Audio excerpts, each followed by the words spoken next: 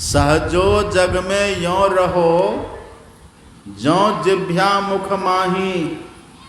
अघ्यो घना भोजन करे तो भी चिकना नाही। आप चुल्लों में लीजिए घी, अब पी लीजिए उसको, हाथ में चिपट जाएगा घी, पर जिभ्या में चिपटती है। जिभ्या में साबुन लगाना पड़ता कभी आपको? नहीं लगाना पड़ता।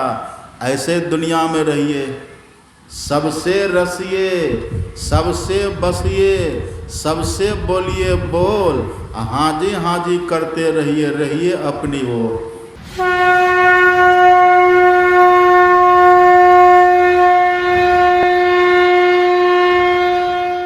सबके संग में रहिए, फिर समझ लीजिए या तो ये छोड़ करके हमको चला जाएगा, या तो हम इसको छोड़ करके यहाँ से चले जाएंगे। तो आसक्ति क्यों करना? हाँ, एक है। ये देखिए, जो दुनिया का नाता रिश्ता है ना, जन्म के पहले कोई था आपका? जन्म के पहले कोई था? कोई नहीं था। अब मर जाएंगे तब कोई रहेगा? तब भी कोई नहीं रहेगा। कुटुंब संगाती बीच में, आदि अंत न कोई। अब बीच मिला बीच ही गया, सहजो संग न कोई। लेकिन जन्म के पहले भी आपका कोई था, और जब मर जाएंगे तब भी कोई रहेंगे आपके साथ, और जब तक जीवन है हमारा तब भी कोई है हमारे साथ। वही है हमारे ईश्वर, वही है हमारे भगवान, वही है हमारे सदगुरु महाराज। वो पहले भी थे, अभी भी है, बाद में भी रहेंगे। तो हम उनसे क्यों न नाता जोड़े? यही राम कहते हैं, सब जग ममता ताग बटोरी, अब मम पद खैंची बांधी बरडोरी। यही काम माता सबरी ने किया है। हम लोग क्या कहते हैं? हाँ करेंगे, आज करे सो कल कर, कल करे सो परसों। इतनी जल्दी क्या है, समय पड़ा है बरसों। ये तो आलसी वाला काम हो गया ना। एक धोबी था, और धोबी के पास एक गधा था।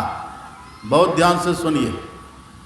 धोबी के पास गधा, तो गधा बीमार हो गया, ले गया डॉक्टर के पास। डॉक्टर ने गधे की जांच करी, कहा कि हाँ गधा तो आपका बीमार है, धोबी ने कहा दीजिए दवा। तो डॉक्टर ने कुछ गोली टेबलेट दिया कि ले जाओ गधा को खिला देना। धोबी ने कहा कि डॉक्टर साहब ये तो गधा है, ये कोई मनुष्य थोड़े न किसको गोली देंगे, गिलास में पानी देंगे तो खा लेगा। ये तो गधा है, कैसे खाएगा, कैसे खिलाएंगे इसको गोली? डॉक्टर ने कहा इसका तरीका है, हम बता देते हैं न, सुनो। डॉक्टर ने कहा एक कोई नली ले लेना, चाहे बांस की नली हो या लोहे की नली हो या रबर की कोई नली ले लेना, गोलियों का चूर्ण बना लेना, और सभी गोलियों का चूर्ण बना करके नली में भर देना, और नली का एक मुंह लगा देना गधा के मुंह में दे देना, गधा के मुंह में एक साइड दे देना, और एक साइड अपने मुंह में लगा लेना, और जोर से फूंक देना, गधा के पेट में चला जाएगा। तो तरीका तो बढ़िया न बताया। वही क्या, धोबी घर गया और गोलियों का चूर्ण बना लिया, एक नली लिया, नली में चूर्ण को भर दिया, एक साइड दे दिया गधा के मुंह में, एक साइड में अपना मुंह लगा लिया। अब सोचता कि अब फूकेंगे, अब फूकेंगे, फूक नहीं रहा, फूकेंगे। अब पोजीशन बना रहा है, कभी पैर इधर करे, कभी पैर इधर करे, कभी कमर टेढ़ी करे, कभी कमर सीधी करे, कभी गला को उचकाए, कभी माथा को हिचकाए, इधर उधर का। अब फूक नहीं रहा है, फूकेंगे, सब सेटिंग तो होइएगा ना, फूकेंगे। अब ये योजना बनाते रहा, ये पोजीशन बनाते रहा, तब तक गधे उधर से फूक दिया। अब जो चुरन जाना था गधा के पेट में, वही चला गया धोबी के पेट में। अब गधा भी बीमार है, धोबी भी बीमार। तब पहले न उसको फूक देना चाहिए, पहले फूकता था गधा भी स्वस्थ रहता, अपना भी स्वस्थ रहता ना। फूकने में जो विलंब किया, परिणाम देखिए भयंकर, दोनों बीमार हो गया। ऐसे ही भक्ति में विलंब मत करिए, भगवान से नाता जोड़ने में विलंब मत करिए, और दुनिया के नाता को छोड़ने में विलंब मत करिए। सबसे रसिए, सबसे बसिए, सबसे बोलिए बोल, हाँ जी करते रहिए, रहिए अपनी ओर।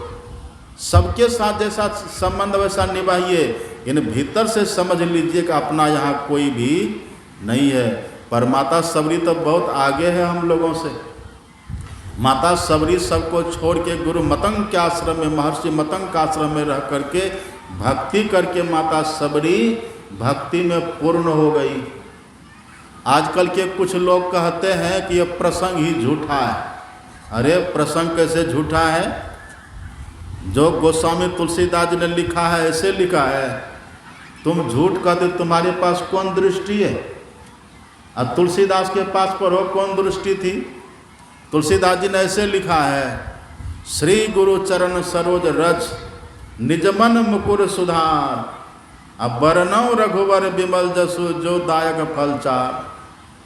तुलसीदास जैसे लिखे हैं, श्री गुरु पदनक मणिगण ज्योति सुमिरत दिव्य दृष्टि हिय होती, दलन मोह तम सोसु प्रकाशु बड़े भाग उर आवई जासु, उग्रहि विमल बिलोचन ही के मिटहि दोष दुख भव रजनी के, अब देखे सूझ ही राम चरित मणि मानिक, गुपुत प्रगट जह जो जही खानिक, जथा सुमंजन आंज दृग साधक सिद्ध सुजान, कौतुक देखे शैल बन भूतल भूरी निदान।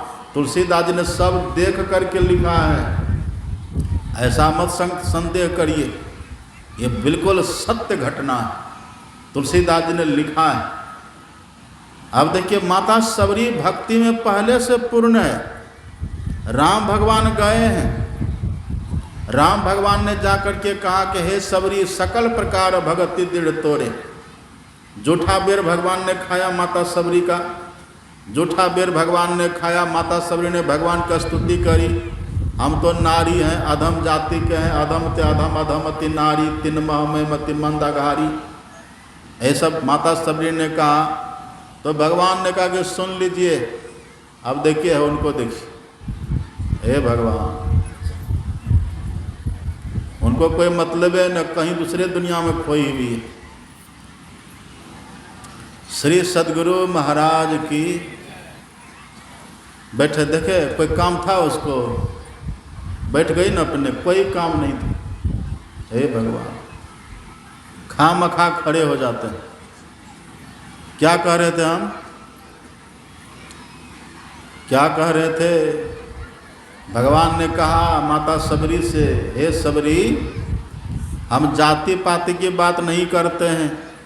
जाति पाति कुल धर्म बड़ाई धन बल परिजन गुण चतुराई, ये सब का हम वैल्यू नहीं देते हैं। तब भगवान कहते जा मानव एक भक्ति करना था। यदि मुझसे नाता रिश्ता बनाना हो ना तो बस भक्ति करो, हम जाति पाति नहीं देखते। अपने सदगुरु महाराज ने क्या लिखा, हम लोग को रटा दिया ना सदगुरु महाराज जी। जितने मनुष्य तनधारी हैं प्रभु भक्ति कर सकते, सभी अंतर व बाहर भक्ति कर घटपट हटाना चाहिए। और भी आप पढ़िएगा 12 मासा में, 12 मासा में सदगुरु महाराज जी कहते हैं, विप्र भंगी अपढ़ पढ़वा करो तरि हो न संक हो, तरते गए जो अस किए सब रह राना रंग हो। तो संत महात्मा के दरबार में जाति पाति ऊंच नीच गरीब अमीर की कोई बात नहीं है। हरि के भजे सो हरि के होई, जो भगवान का भजन करते हो भगवान का होते हैं। भगवान ने कहा हे सबरी, हम ये सब कोई बात का महत्व नहीं देते हैं। तब मानव एक भगति करना था। और सुनिए सबरी, नवधा भगति कहो तो ही पाही, सावधान सुन धरु मन माही। नवमह एको जिनके होई, नारी पुरुष चराचर कोई, सोई अतिशय प्रिय भामिनी मोरे, आ सकल प्रकार भगति दृढ़ तोड़े। हे सबरी, मैं नवधा भक्ति सुनाता हूँ, और नवधा भक्ति में से एक भी भक्ति यदि किन्हीं के पास हो, भगवान कहते मुझे अतिशय प्यारा है। और तुम में तो सब प्रकार की भक्ति। तो भगवान ने देखा ना, अपने भक्ति की परिभाषा दी। आप इतने मत समझिए कि राम भगवान कुंभकर्ण को मारने, रावण को पछाड़ने के लिए केवल आए थे। वो भगवान राम क्यों आए थे? असुर मारी थापहि सुरन, राख ही निज श्रुति सेतु। वेद की रक्षा करने के लिए, वेद ज्ञान की रक्षा करने के लिए भगवान आए। तो वेदों में जो भक्ति की महिमा का वर्णन है, वेदों में जो भक्ति की विधा है, वेदों में जो भक्ति का प्रकार है, भगवान ने उसी का उद्घाटन किया है।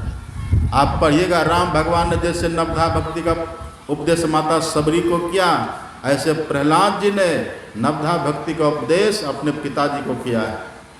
श्रवणम कीर्तनम विष्णु स्मरणम पाद सेवनम अर्चनम वंदनम दास्यम सख्यम आत्मनिवेदनम, ये भागवत की नवधा भक्ति है। और यदि आप में से पढ़े लिखे लोग हों तो नारद भक्ति सूत्र को पढ़िएगा, वहाँ 11 प्रकार की भक्ति का वर्णन है। यहाँ पर राम भगवान ने नवधा भक्ति का वर्णन किया।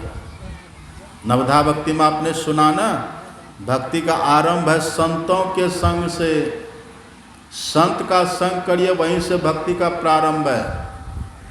संत के पास गए बस भक्ति शुरू।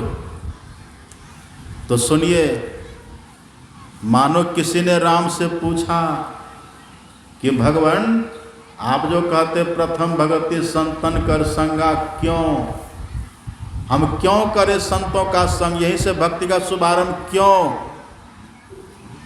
हम हरिद्वार जाएंगे तो भक्ति नहीं होगी, वृंदावन जाएंगे, मथुरा जाएंगे, अयोध्या जाएंगे तो भक्ति नहीं होगी, धाम का दर्शन करेंगे, तीर्थ स्नान करेंगे, अब भगवान का मंदिरों में दर्शन करेंगे तो भक्ति नहीं होगी?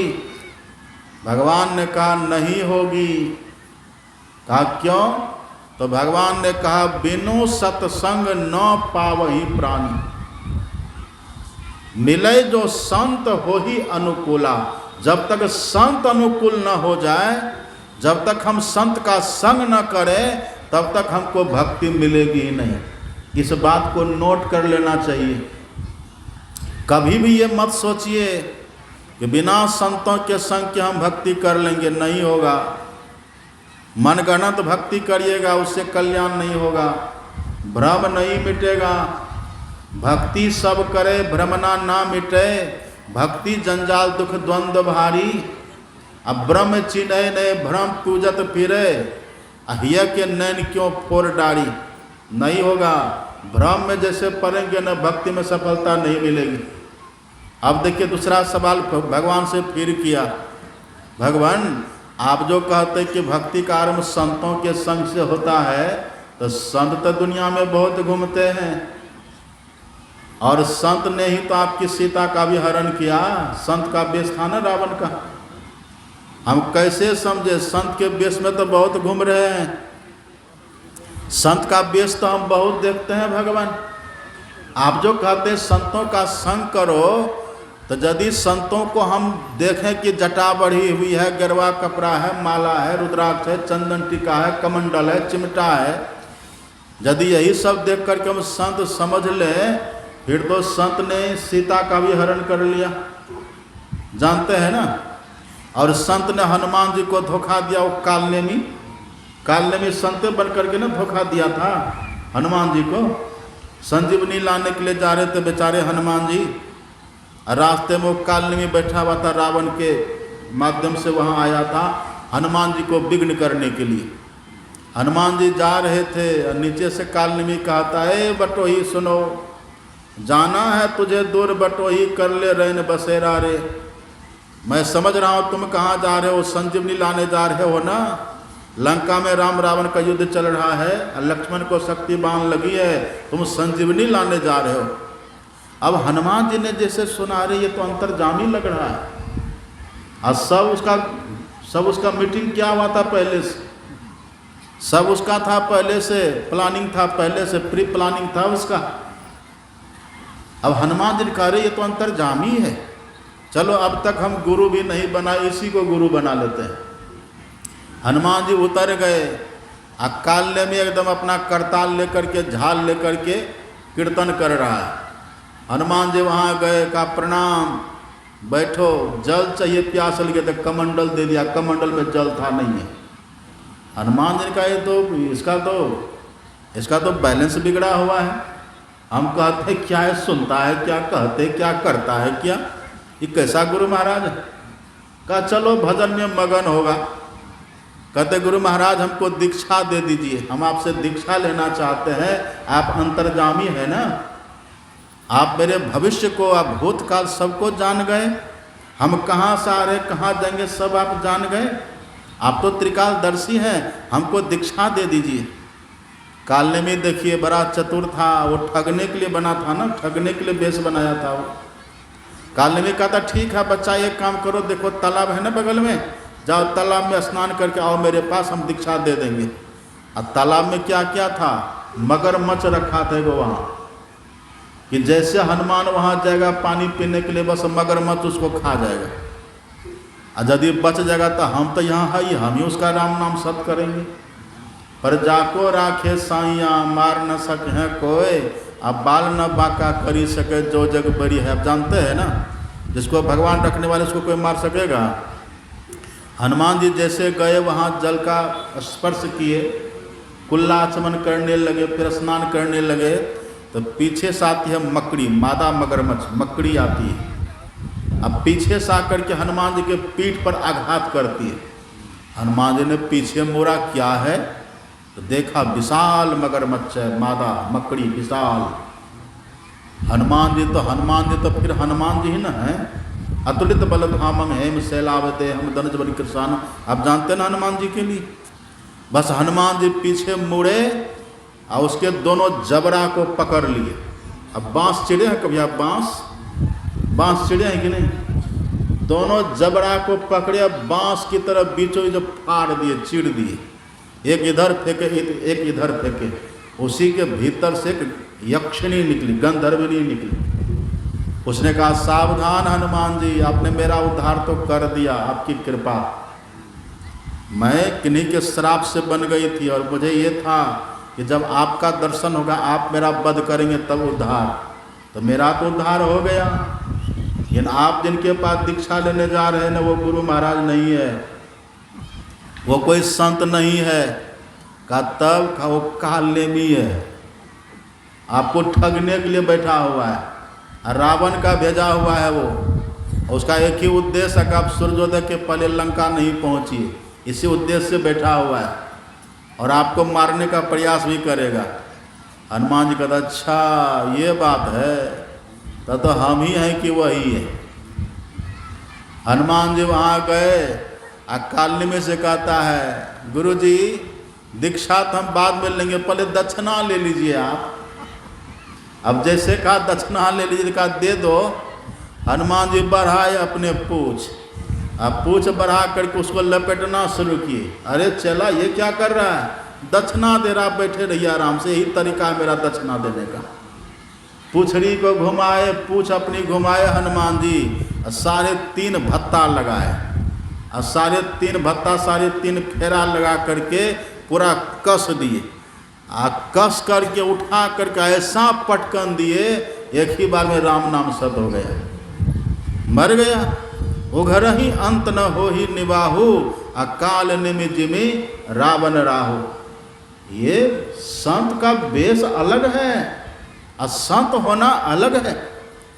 केहू बेस में नाही अड़वंग है, देवे महे कुसाद खाए में तंग है, जग से रहे उदास महरमी अंत के, अरे हारे पलटू ऐसी रहनी रहे सो लक्षण संत के। तो किसी ने पूछा मानो भगवान से कि भगवान आप जो कहते प्रथम भगति संतन कर संगा, ये संतों का लक्षण तो बड़ा कठिन है, संतों की पहचान तो बड़ा कठिन है, हम कैसे समझे कि इस संत के संग में जाने से भक्ति बढ़ेगी? आप बताइए, आप पढ़िएगा भगवान ने क्या कहा है। भगवान ने कहा कि सुनो संतन के लक्षण सुनो भ्राता, अगणित श्रुति पुराण विख्याता। संतों का लक्षण इतना है जिसका कोई गणित ही नहीं, कोई हिसाब ही नहीं है, अगणित है। लेकिन जो लक्षण देख करके तुम संत की पहचान करो, जो लक्षण तुमको देखने में आ जाए, कम से कम भीतर से जो भी रहे, जो भेद तुमको बता सके, जो भेद तुम जान सको, बस वो देख लो, वही मैं तुमको बता देता हूँ। कहा बताइए। अब देखिए भगवान ने कितना सुंदर बताया। भगवान ने कहा सम दम नियम नीति नहीं डोलही, अब परुष वचन कबहु नहीं बोलही। बस इतना एक चौपाई को सीख लो, ये लक्षण जहां तुमको मिले बस उसको मान लेना। देखिए कितनी अच्छी चौपाई है ये, सम दम नियम नीति।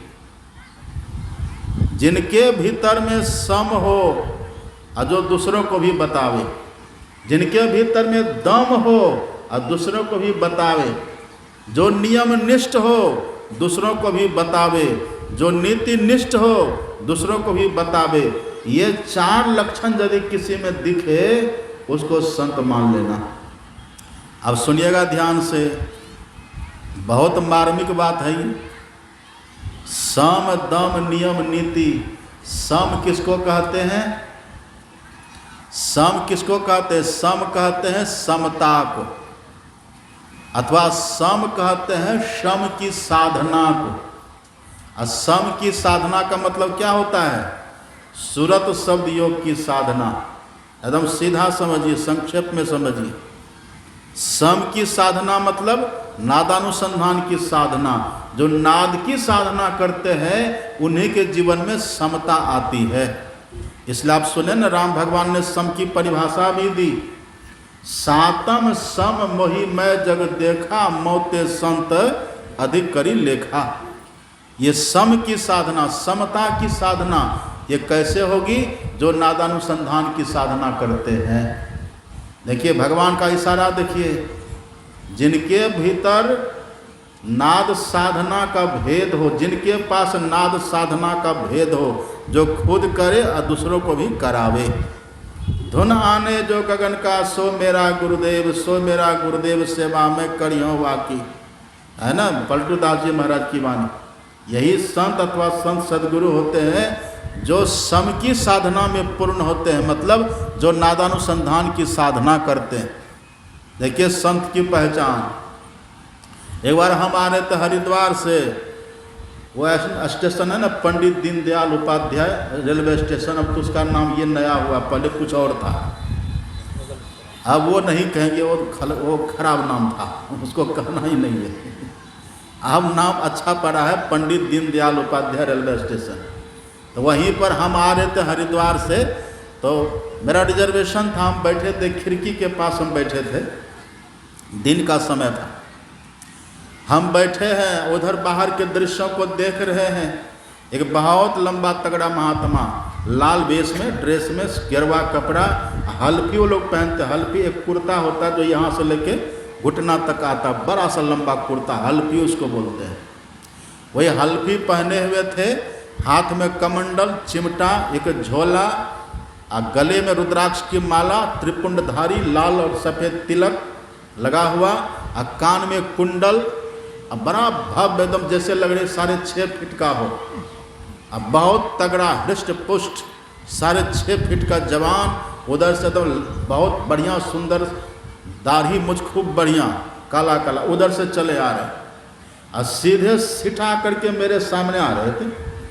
हम देखे तो थोड़ा शक पका कि मेरे सामने क्यों आ रहा है ये, एकदम हम ही को एम बना करके क्यों आ रहा है ये।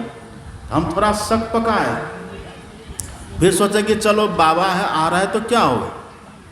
अब वो मेरे पास आए, कहते ए बच्चा, हमने कहा हाँ बाबा, क्या हुआ। देखिए इधर महाभारत। अच्छा सुनिए,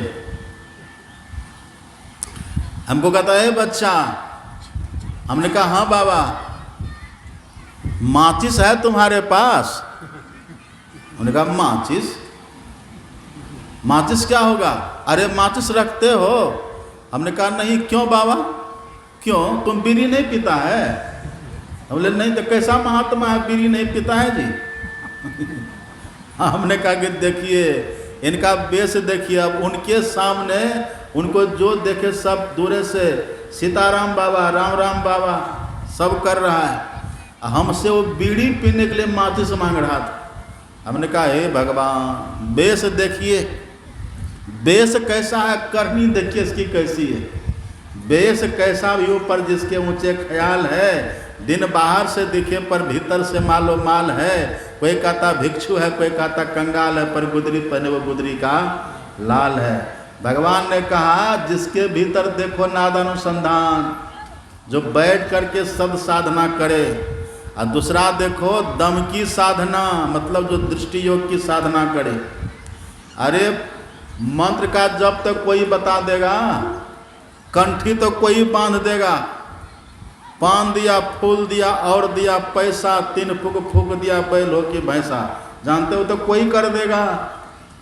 ये देखो ये संत के बेस में है, संत बने हैं, गुरु बने हैं, लेकिन देखो वो दम की साधना बताते हैं। दम की साधना, दम, और दम किसको कहते हैं? भगवान ने वो भी बताया ना, छठ दम शील विरति बहुकर्मा, और निरत निरंतर सज्जन धर्मा। निरत निरंतर सज्जन धर्मा, इसी को बोलते नियम। नियम क्या है?